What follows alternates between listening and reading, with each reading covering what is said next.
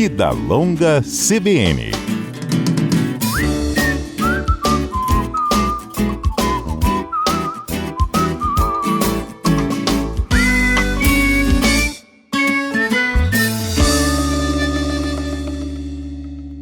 No Vida Longa deste sábado, eu converso com o médico geriatra Alexandre Constantino. A gente fala sobre os hábitos que a gente pode construindo ao longo da vida para chegar na melhor idade com saúde, com bem-estar, inclusive para prevenir doenças. A gente fala do Alzheimer, da demência e muito mais. Doutor, seja bem-vindo, muito bom dia. Bom dia, Fernanda. Bom dia, ouvintes.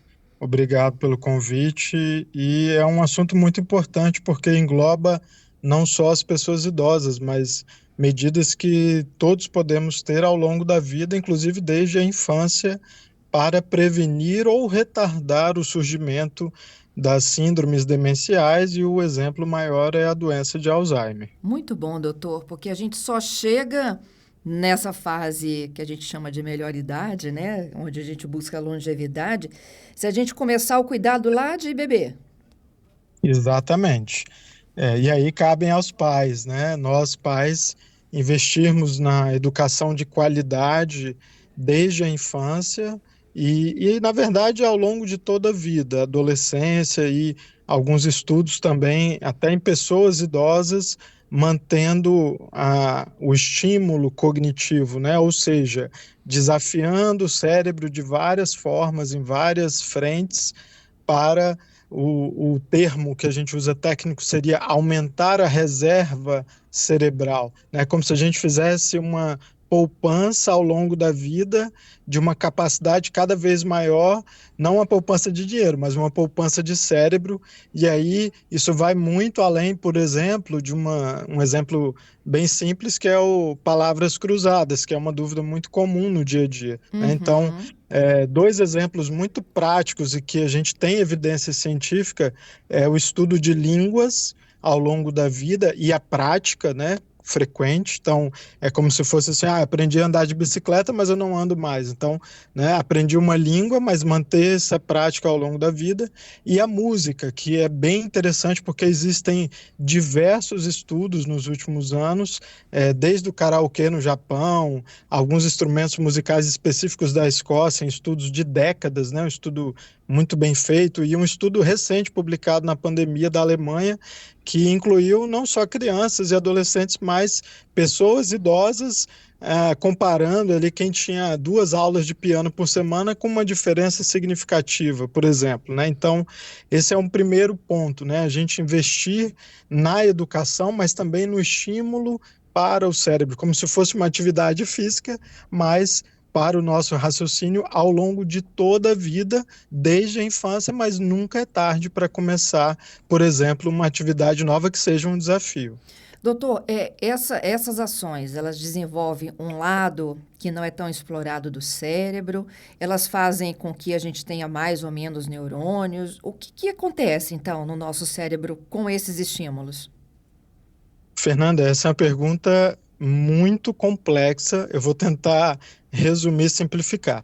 O principal é a conexão entre os neurônios, né? Então, quando a gente fala de reserva, né, de aumentar, a gente não está aumentando, por exemplo, como o músculo, né, aumentando o volume ou a força do músculo. A gente está aumentando as conexões do cérebro, né, que é o que a gente chama de sinapse. Inclusive, a atividade física também é comprovada uma forma de estimular, de manter e preservar ao longo da vida o cérebro. Então, aquela pessoa que tem atividade física também desde a juventude, mas principalmente as pessoas idosas, elas vão viver melhor, vão andar melhor, ter menos quedas e menos demências. Então, é manter o funcionamento adequado, né? Não é só uma área específica ou não pensar no tamanho, né? Mas pensar num estímulo rico, variado, e que seja um desafio. Eu estou reforçando isso porque um outro exemplo prático, né? Uma pessoa que não saiba cozinhar, se ela vai ler uma receita, escrever uma receita, ver um vídeo, tentar reproduzir, ela vai envolver diversas domínios que a gente fala, né? Diversas áreas do cérebro para conseguir, por exemplo, fazer uma receita de uma pessoa que não saiba cozinhar, por exemplo. Esse é um grande desafio. E se ela faz essa prática com frequência, ela está ali novamente estimulando essas conexões no cérebro que lá na frente vão ajudar a prevenir ou retardar o Alzheimer. Eu dei um exemplo, né, mas a gente pode extrapolar aí para vários, como foi o da música e o das línguas e a própria atividade física, né, que não é exatamente um estímulo cognitivo, mas vai ajudar a preservar e muito o cérebro. Uhum. O estudo da música, das línguas, o senhor falou da palavra cruzada, isso também interfere, contribui? Com certeza, né?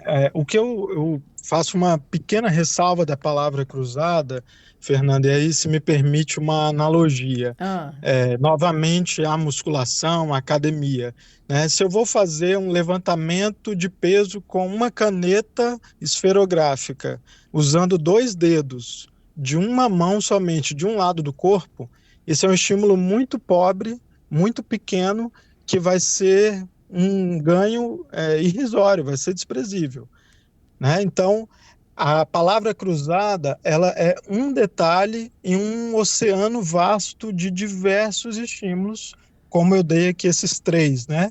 Línguas, música e a própria atividade física como estímulo para o cérebro. Então, assim, é legal fazer a palavra cruzada? É ótimo, mas ler, escrever, pintar, bordar, costurar, cantar, dançar, né?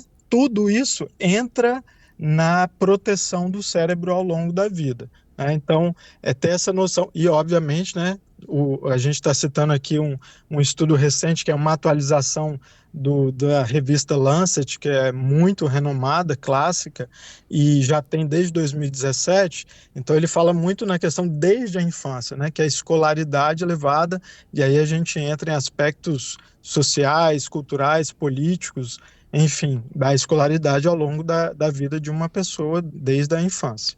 o fato de se manter ativo já é um prognóstico positivo, né?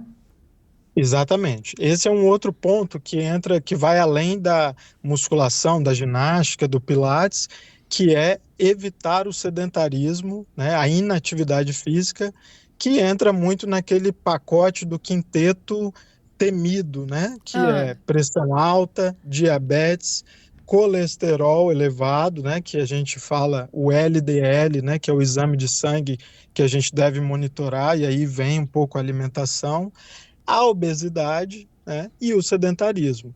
Então, os mesmos fatores de risco para infarto, para derrame, também são fatores de risco para desenvolver síndromes demenciais, inclusive o próprio Alzheimer. Então, quando a gente fala em atividade física, Fernanda, a gente está falando de evitar o sedentarismo e todos esses outros, né, que englobam esses cinco principais fatores de risco que são bem conhecidos e que a gente pode dar um exemplo assim bem prático. Número de passos diário, essa é uma coisa relativamente simples, que também temos vários estudos científicos mostrando a importância do número de passos a cada dia ou por semana. e a gente pode contar para o ouvinte qual é o mínimo assim de passos diários que a gente precisa de ter? Pode contar, ter um pouco de bom senso, não precisa ficar engessado, preso a números. Aham. Não há um consenso, porque existem muitos estudos, eu vou citar aqui, enumerar alguns. Um estudo mais antigo, que foi um ponto de corte clássico, é um estudo já de algumas décadas, que era 10.000.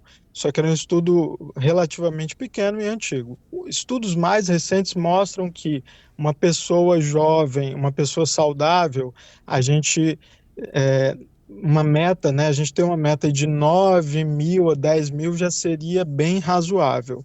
Para as pessoas idosas, e aí também, novamente, porque há muito heterogêneo, né? Aham. Não só a idade cronológica, mas a condição de saúde de cada pessoa idosa, mas a gente pode considerar aí grosseiramente 7.000 por dia. Isso hoje todos os celulares têm disponível, alguns relógios, né? Então, essa é uma medida simples, inclusive eu implemento no meu dia a dia uma tentativa de usar mais escada, andar mais e evitar coisas simples que poderiam ser feitas a pé, né? E até mesmo a poluição da cidade, que é um fator de risco para demências também, né? Que está nesse estudo já desde 2020, nesse painel aí do Lancet que a gente está trazendo aqui. Então, tem efeitos genéticos e ambientais para o desenvolvimento da demência? Certamente. Quando a gente fala de componentes genéticos, a gente não está dizendo necessariamente que é uma doença hereditária, né? Que Uhum. a pessoa que tem um pai ou a mãe, que ela vai ter, com certeza, né? Isso são situações excepcionais.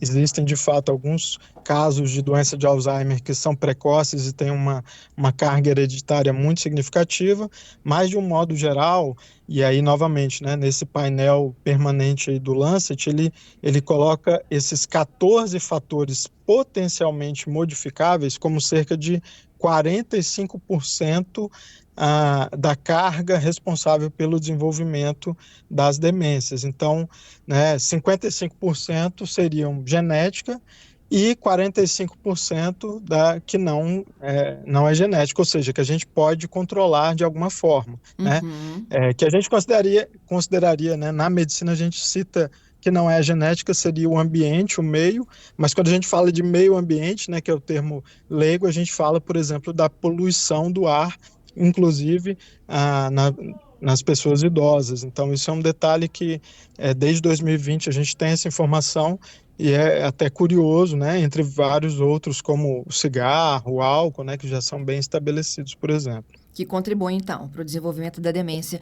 Quando é que a gente interrompe aquele pensamento de que, fiquei mais velho, eu vou esquecer tudo mesmo, né? E efetivamente a gente vira a chavinha e fala, opa, tem algo de diferente aqui. Essa é uma ótima pergunta que a gente começa a falar do diagnóstico das síndromes demenciais e, novamente, o exemplo mais clássico é Alzheimer, né? Então, nós geriatras, os neurologistas e alguns psiquiatras, esse é o nosso dia a dia.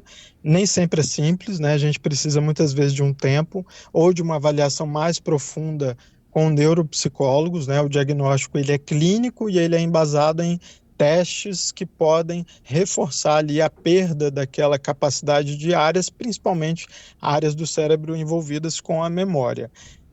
Como que a gente vai pensar assim, Fernanda, que isso é um problema, que é um transtorno, né? Que é uma Uhum. doença? Quando a gente tem um impacto funcional, um impacto real no dia a dia que está atrapalhando, que está impedindo a pessoa de manter aquela independência. Então, por exemplo, hoje foi corrido no trabalho, esqueci o meu celular na mesa, saí de casa sem a carteira, esqueci o guarda-chuva ali na portaria. Isso são coisas do dia a dia que não chamam muita atenção.